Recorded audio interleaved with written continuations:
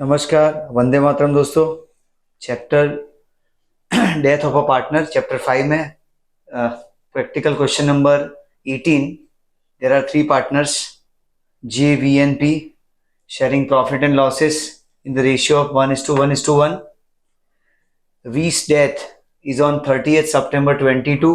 Balance sheet date is given as 31st March 22, यानी balance sheet की date है 31st March 22 की और डेट ऑफ डेथ है 30th September 22.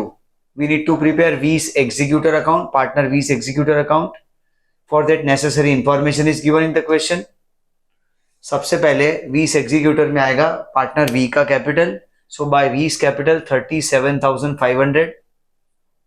Next item is accumulated profit loss. उसमें एक आइटम है general reserve, amount is 25,000. Profit sharing ratio is 1:1:1. So partner V's share is 1/3 in general reserve. 25,000 का 1/3, 8,333. After that, interest on capital is to be given to partner at 6% per annum. 6% per annum from last balance sheet date to date of death. Last balance sheet date is 31st March 22 and date of death is 30th September 22. तो यहाँ पे interest on capital आएगा 37,500 opening capital पे 6% and 6 month interest. 6 month interest is 1125. It is credited to partner's executor account.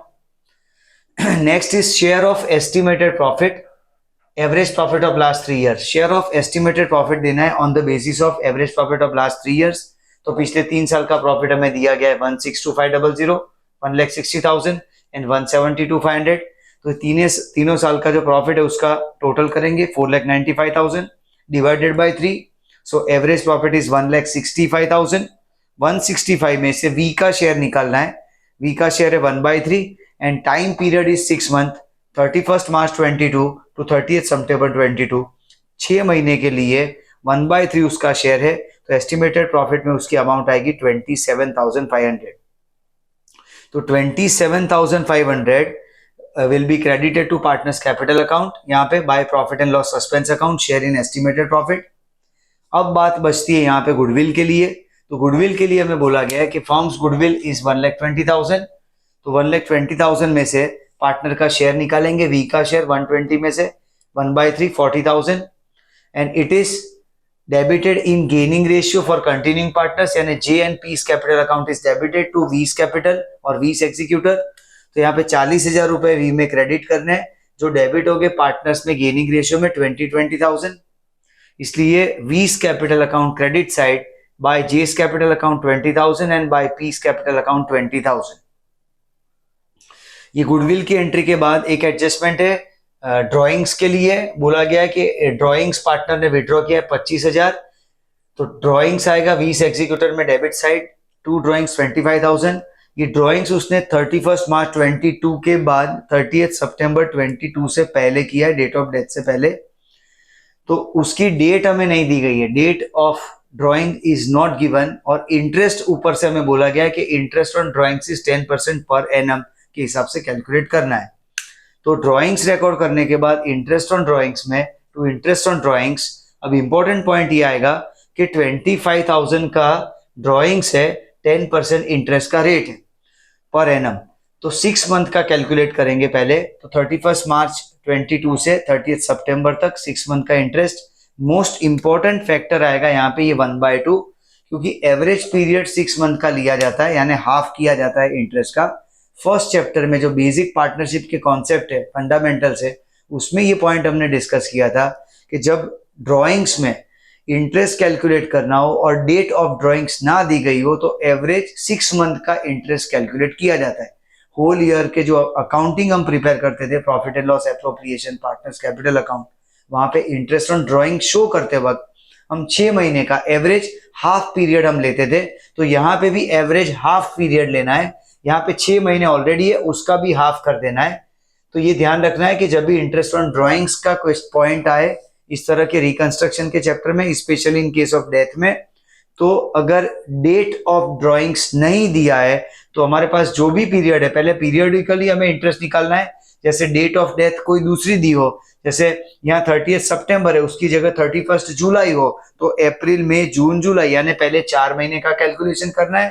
फिर उसका half करना है। यानी जो भी स्टिपुलेटेड टाइम पीरियड है, पहले वो टाइम पीरियड और फिर उसका हाफ करना है इंटरेस्ट ऑन ड्रॉइंग्स के ही केस में, और जब डेट ऑफ ड्रॉइंग्स ना दिया हो तब।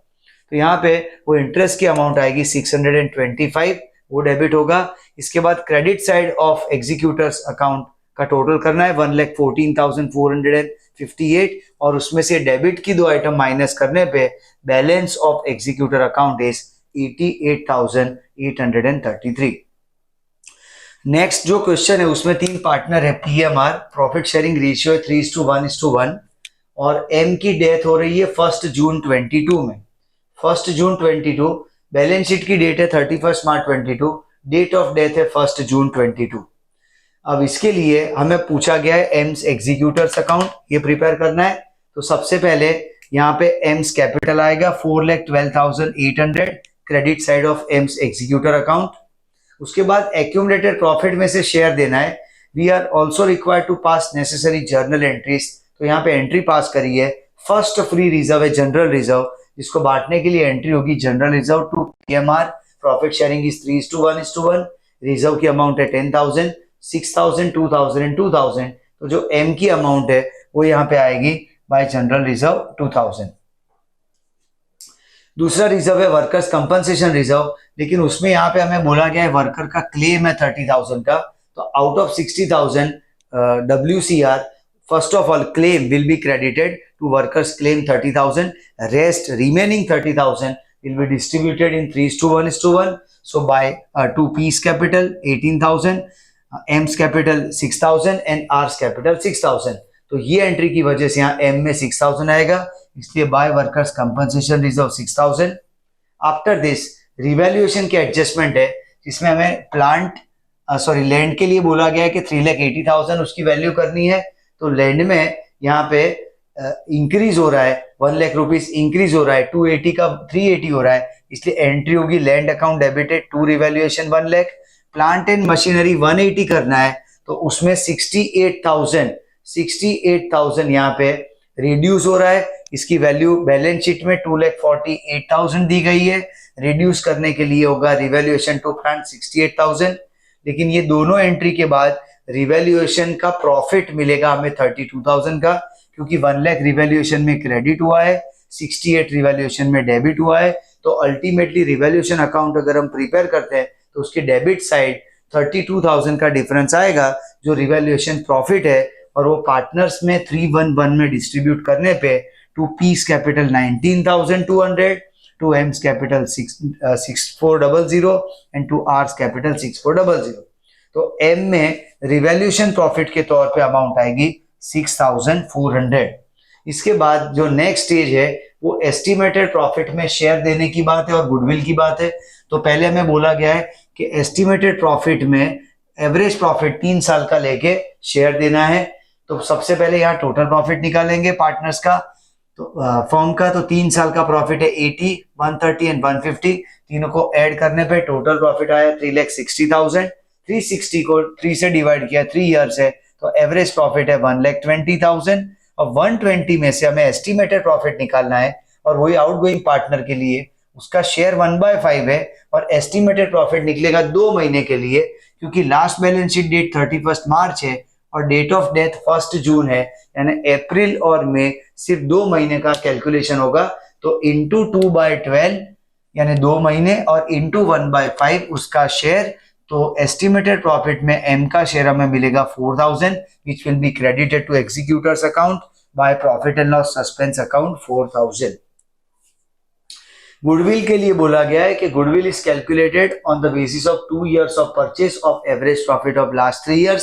तो जो एवरेज प्रॉफिट हमने निकाला है 120 इंटू 2 करने पे हमें जो मिलेगा वो फर्म्स गुडविल है।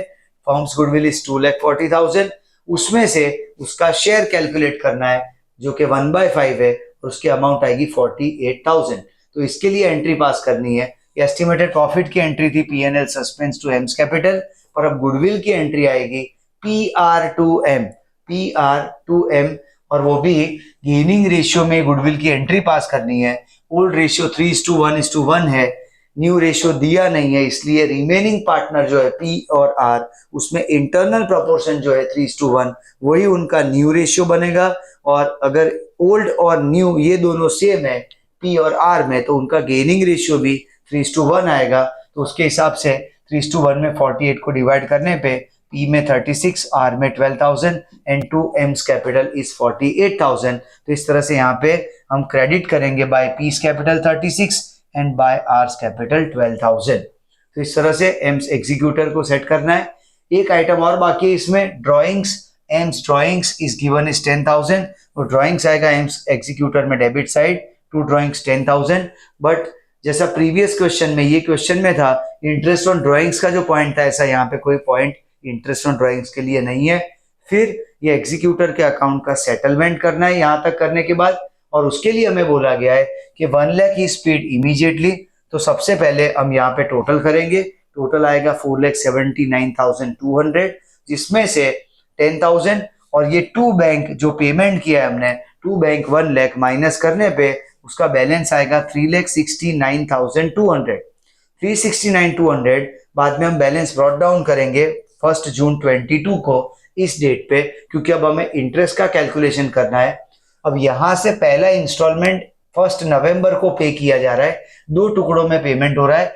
1 नवंबर पे 2,54,760 का पेमेंट है, और बैलेंस 31 मार्च 23 में चुकाया जा रहा है, और 10% इंटरेस्ट है, पर एनम इंटरेस्ट है, तो उसका कैलकुलेशन करना है हमें।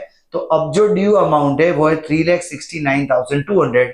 तो अब यहाँ पे हमने इंटरेस्ट का जो कैलकुलेशन किया है इसको समझते हैं। इंटरेस्ट के लिए सबसे पहले 3,69,200 का 10% किया है, और 5 मंथ के लिए, क्योंकि 1 जून पे हम खड़े हैं अभी, ये बैलेंस 1 जून पे है और पेमेंट 1 नवंबर को हो रहा है, यानी 6, 7, 8, 9, 10 टोटल 5 महीने का इंटरेस्ट कैलकुलेट करना है। तो इंटरेस्ट आएगा 10% और 5 मंथ 15,383। तो बाय इंटरेस्ट 15,383 आएगा बैलेंस के बाद, और फिर यहाँ पे to bank 2,54,760 and this is with interest including interest. ये अमाउंट हमने पहले इंस्टॉलमेंट के तौर पे किया है यहाँ पे 1 नवंबर 22। अब सिचुएशन ये है कि यहाँ से आगे 31 मार्च 23 पे जाना है, और वहां पे बाकी के 5 महीने का इंटरेस्ट लगा के फिर उसको पे कर देना है। बट प्रॉब्लम ये है कि हमारे पास प्रिंसिपल अमाउंट का कोई नॉलेज नहीं है कि कितना प्रिंसिपल अमाउंट बाकी बचा है। तो जिसके लिए क्या करेंगे, यहाँ पे वर्किंग है, बैलेंस जो था 3,69,200, उसमें हमने इंटरेस्ट प्लस किया है 15,383, इसलिए टोटल अमाउंट हुआ है 3,84,583, जिसमें से अमाउंट हमने पे किया है इंस्टॉलमेंट के तौर पे 2,54,760 which is inclusive of interest, यानी ये 254,760 में ये 15,383 का इंटरेस्ट भी आ गया है। तो जो बैलेंस बचेगा 1/11/22 पे जो बैलेंस बचेगा पार्टनर को पे करने के लिए वो है 1,29,823। Balance left for AIIMS executor on 1/11/22 is 1,29,823। Balance उसका था 3,69,200 ऑन 1 जून 22। पहला पेमेंट हमने 1 नवंबर को करना था, इसके लिए हमने 369,200 पे 10% 5 महीने का इंटरेस्ट निकाला जो आया 15,383। वो इंटरेस्ट को यहाँ हमने क्रेडिट किया, उसमें से सामने टू बैंक पेमेंट हुआ 254,760। तो ये जो टोटल अमाउंट था 384,583 उसमें से 254,760 का पेमेंट हो गया। तो अब बैलेंस बचा 129,823 और अब इसका इंटरेस्ट 10% निकालेंगे और वो भी 5 मंथ का आएगा, क्योंकि अब हम 1 नवंबर से 31 मार्च 23 तक का इंटरेस्ट 5 मंथ का इंटरेस्ट कैलकुलेट करेंगे और वो अमाउंट आएगी 5409। 129,823 पे 10% और 5 month interest is 5409. So buy interest 5409 on 31st March 23 and then total amount is paid. अब टोटल अमाउंट कैसे डिसाइड होगा? जो बैलेंस बचा था वो 129,823 था और प्लस उसमें 5409, इसके अंदर ये प्लस करे 5409 तो यहाँ पे टोटल अमाउंट आएगा 135,232 और ये अमाउंट हम पे करेंगे to bank. Total amount of 129,823 principal amount plus interest of 5409. So 135,232 is a final settlement, final payment to bank EMS executor account में, and EMS executor account will be squared up with the total of 389,992। Next question में यहाँ पे partner से KSM जिसमें S की death हो रही है 12 जून 23 पे। ये क्वेश्चन में अगर टेक्निकल कोई पॉइंट है वो है डेट ऑफ डेथ, क्योंकि ये जो एस्टिमेटेड प्रॉफिट का हमें शेयर कैलकुलेट करना होता है वो लास्ट बैलेंस शीट डेट से डेट ऑफ डेथ तक का है, और इसमें यहाँ पे डेज में हमें कैलकुलेशन करना पड़ेगा क्योंकि 12 जून दिया गया है। अब तक डेट ऑफ डेथ या तो फर्स्ट डेट ऑफ मंथ या तो लास्ट डेट ऑफ मंथ होता था, यानी सिर्फ मंथ वाइज कैलकुलेशन आता था, लेकिन यहाँ पे डेज में जाना होगा क्योंकि ऑकवर्ड डेट है 12 जून 23। अब इसके लिए हमें पूछा गया है revaluation account, partners executor account, partners capital account and balance sheet after death of that partner. तो उसके लिए पहले नेसेसरी एडजस्टमेंट में सबसे पहले कैपिटल अकाउंट के बैलेंसेस लिखेंगे तीनों पार्टनर के KSM में 3 लाख, 2 लाख एंड 5 लाख। उसके बाद एक्यूमुलेटेड प्रॉफिट लॉस डिस्ट्रीब्यूशन में जनरल रिजर्व हमें दिया गया है 1 लाख रुपए का, तो डिस्ट्रीब्यूट होगा 30,000, 20,000, 50,000। गुडविल दिया गया एसेट साइड पे 3 लाख रुपए का, उसका डिस्ट्रीब्यूशन होगा 90,000, 60,000, 1,50,000। और लास्ट ईयर में जो डेट ऑफ डेथ है 23 में है, यानी प्रीवियस ईयर जो है 22-23 उसमें लॉस हुआ है और बैलेंस शीट की asset side loss accumulated loss दिया गया है, वहां पे PNL का बैलेंस है 60,000 रुपीज का, उसको भी हम यहाँ पे डिस्ट्रीब्यूट करेंगे to profit and loss account 18,000, 12,000 and 30,000। इसके बाद एडजस्टमेंट के लिए यहाँ पे बैलेंस शीट पहले प्रिपेयर करनी है हमें। बैलेंस शीट में एक एक एडजस्टमेंट, पहले land and building is increase by 1,20,000। तो लैंड एंड बिल्डिंग जो 5 लाख का है उसमें 120 प्लस करके आउटर कॉलम आएगा 6,20,000 और रिवैल्यूएशन की क्रेडिट साइड आएगा बाय लैंड एंड बिल्डिंग 1,20,000। दूसरा एडजस्टमेंट है कि मशीनरी इज डिक्रीज टू 1,35,000। जैसे ये 120 बढ़ा, इसको 135 तक डिक्रीज करना है, तो 170 उसकी बुक वैल्यू है, 135 करना है, 35 रिड्यूस करना होगा और ये 35 आएगा यहाँ पे डेबिट साइड ऑफ रिवैल्यूएशन में टू मशीनरी अकाउंट 35,000। स्टॉक के लिए बोला गया है कि डिक्रीज टू 25,000, स्टॉक की बुक वैल्यू है 30,000, उसको 25,000 करने के लिए 5,000 कम करना पड़ेगा, इसलिए यहाँ पे आएगा to stock 5,000। And provision for doubtful debts is 2.5% on debtors की अमाउंट है 1,20,000, उसका 5% 2.5% है 3,000, जो कि माइनस करके आउटर कॉलम अमाउंट आएगा 1,17,000। जो माइनस किया है 3,000, it will be debited to revaluation account to provision for doubtful debts 3,000, and after this revaluation account will get closed and its profit is amounted to 77,000. Credit side total is 120, which is more than debit side. Difference is profit distributed among partners in 3:2:5. तो H में जो amount आएगा वो 23,100, S में 15,400 और M में 38,500। इस तरह से पहले यहाँ पे रिवैल्यूएशन प्रॉफिट को क्रेडिट करेंगे। अब इंपॉर्टेंट पॉइंट ये आ रहा है कि share in estimated profit on the basis of last years profit. हमें रिटायरिंग मींस जो आउटगोइंग पार्टनर है जिसकी डेथ हो रही है उसके लिए जो एस्टिमेटेड शेयर इन प्रॉफिट है उसको कैलकुलेट करना है on the basis of last years profit. लेकिन सिचुएशन ये है कि लास्ट ईयर में लॉस हुआ है, तो लॉस हुआ है और वो लॉस की अमाउंट है 60,000। तो लास्ट ईयर का पॉइंट है मेन वो है लॉस का, और वो 60,000 में से हमें आउटगोइंग पार्टनर का शेयर निकालना है। तो 60,000, तो पहले टाइम ड्यूरेशन कैलकुलेट करते हैं। मार्च 23 में बैलेंस शीट दी गई है मार्च 23 की, उसके बाद डेट ऑफ डेथ है 12 जून 2023। तो अप्रैल महीने के 30 डेज आएंगे, मई के 31 होंगे और जून के 12 होंगे। अप्रैल 30, मई 31 and June 12, total number of days is 73। तो उसको 73 डेज का एस्टिमेटेड प्रॉफिट का शेयर या अगर लॉस हुआ है तो लॉस का शेयर देना है, यानी लॉस उसको बेयर करना पड़ेगा। तो यहाँ पे शेयर ऑफ प्रॉफिट नहीं है, शेयर ऑफ लॉस का पॉइंट है। तो 60,000 का 2/10 उसका शेयर है और इंटू 73/365, ये खास ध्यान रखना है, डेज में कैलकुलेशन आएगा 73/365 और उसकी अमाउंट आएगी 2,400। तो 2,400 का लॉस उसे बेयर करना है। तो अब तक हम एंट्री करते थे प्रॉफिट के केस में, एस्टिमेटेड प्रॉफिट के केस में profit and loss suspense to outgoing partners capital, लेकिन यहाँ पे आएगा reverse entry S capital to PNL suspense, S capital to PNL suspense, और उसकी अमाउंट है 2400।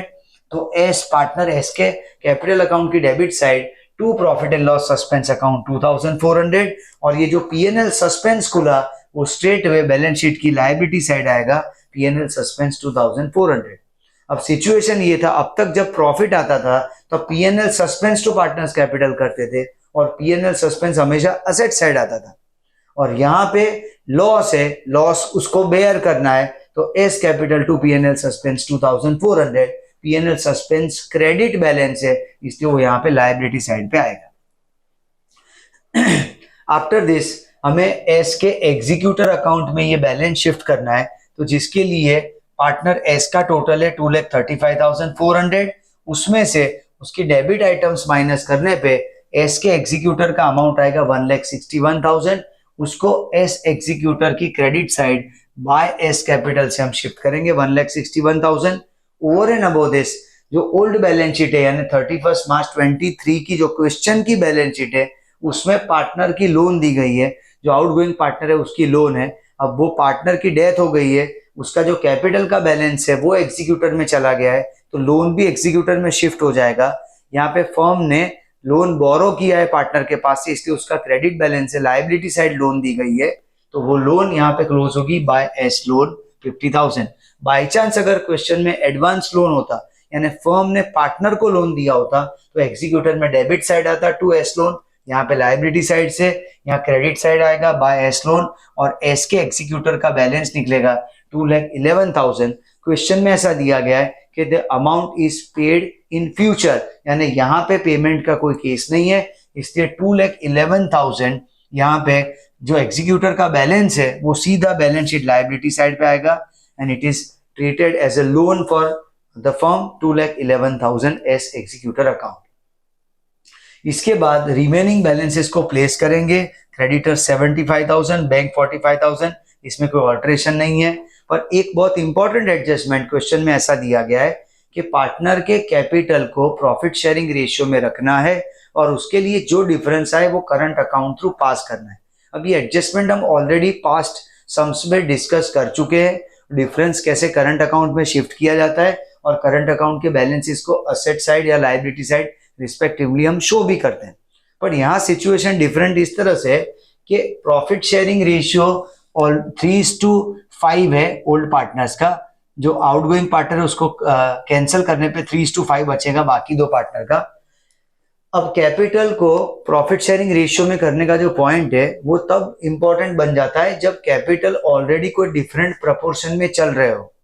यहाँ सिचुएशन कैसी है कि कैपिटल 3 लाख 2 लाख 5 लाख है और प्रॉफिट शेयरिंग रेशियो 3:2:5 है, यानी capital already profit sharing ratio में ही है, पहले से प्रॉफिट शेयरिंग रेशियो में ही चल रहा है।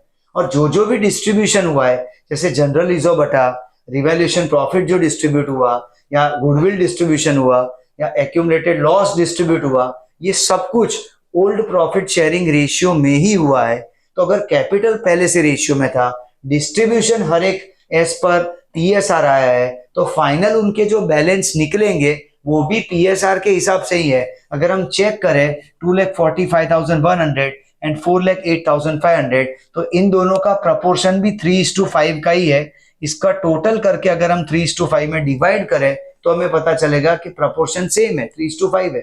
यानी यहाँ पे भले क्वेश्चन में वो एडजस्टमेंट है कि capital is to be maintain in new PSR and difference is to be transfer to current account, but that point is invalid in this question because the balance, closing balance of partners capital is already in the old profit sharing ratio 3:5. New profit sharing ratio will be derived on the basis of old PSR itself. Because no further information after death of this partner, so it is assumed that new PSR will be on the basis of old PSR 3:5. तो अगर old 3:5 है, new 3:5 है और ये balance भी already 3:5 में ही चल रहा है। रीजन आपको बता दिया, कैपिटल पहले से ओल्ड पीएसआर में थे, ये मेन रीजन है, क्योंकि डिस्ट्रीब्यूशन तो सब ओल्ड पीएसआर में ही होता है, चाहे जनरल रिजर्व हो, कोई एक्यूमुलेटेड प्रॉफिट हो, लॉस हो, गुडविल हो, रिवैल्यूएशन प्रॉफिट लॉस हो, ये सब कुछ ओल्ड पीएसआर में ही होता है। तो डिफरेंट पॉइंट कब आता, जब कैपिटल पहले से ओल्ड पीएसआर में नहीं होता, तब जाके हमें कैलकुलेशन करना है। जिस किसी भी क्वेश्चन में कैपिटल ऑलरेडी प्रोपोर्शन में चल रहे हो और वही प्रोपोर्शन में कैपिटल रखना हो तो बाकी के सारे एंट्री तो ऑलरेडी प्रॉफिट शेयरिंग रेशियो में ही होता है, इसलिए बैलेंस ऑटोमेटिकली कैपिटल प्रोपोर्शन में यानी प्रॉफिट शेयरिंग रेशियो के प्रोपोर्शन में ही आएगा। तो उसके लिए मैं फर्दर कोई कैलकुलेशन करने की जरूरत नहीं है इस क्वेश्चन में। तो ये जो कैपिटल के बैलेंसेस है, यहाँ पे बैलेंस शीट लायबिलिटी साइड आएगा, case capital is 2,45,100 and M's capital is 4,08,500. So total amount is 6,53,600 and with that balance sheet total आएगा 9,42,000। अब एक इंपॉर्टेंट पॉइंट यहाँ पे हाईलाइट करना है, वो है क्वेश्चन नंबर 20 के लिए, उसको जरा समझ लेते हैं। यहाँ पे एडमिशन रिटायरमेंट में सिर्फ ये एक क्वेश्चन में ये पॉइंट हाईलाइट हुआ है और वो है फ्री रिजर्व के बारे में। फ्री रिजर्व के डिस्ट्रीब्यूशन के हमारे पास दो अप्रोच है। तो यहाँ पे ये इन्वेस्टमेंट फ्लक्चुएशन रिजर्व का जो अमाउंट है 3000, उसके लिए हमें बोला गया है कि IFR is brought up to 1350 यानी 1350 तक रखना है। ये फ्री रिजर्व में दो बातें हैं, डिस्ट्रीब्यूशन इन ओल्ड PSR और दूसरा रिटेन इन बैलेंस शीट। तो जब रिटेन करते हैं तब गुडविल की तरह उसकी एंट्री करते हैं। क्वेश्चन में हमारे पास बैलेंस शीट में 3000 रुपीज का इन्वेस्टमेंट फ्लक्चुएशन रिजर्व है क्वेश्चन नंबर 20 में, और उसमें दो अप्रोच बोले गए। एक है रिजर्व ब्रॉट अप टू 1350 यानी उतना रखना है यानी बाकी का डिस्ट्रीब्यूट कर लेना है। तो 1650 जो रिमेनिंग अमाउंट है उसके लिए हम यहाँ डिस्ट्रीब्यूशन करेंगे। ओल्ड PSR इक्वल है, पार्टनर है P, N और A, इस तरह से हर एक पार्टनर में 550 की अमाउंट आएगी। और जो रिमेनिंग अमाउंट है 1350, इतना डिस्ट्रीब्यूट करने के बाद जो 1350 का अमाउंट बचेगा उसको हमें पार्टनर का शेयर निकालना है। जो आउटगोइंग पार्टनर A है उसका शेयर निकालना है जो कि 1/3 है 450। तो इस तरह से यहाँ पे ये IFR की दो तरह की ट्रीटमेंट देनी है, मिक्स ट्रीटमेंट देनी है। Certain amount is distributed and certain amount is presented as a goodwill की तरह उसकी एंट्री पास करनी है। Thank you.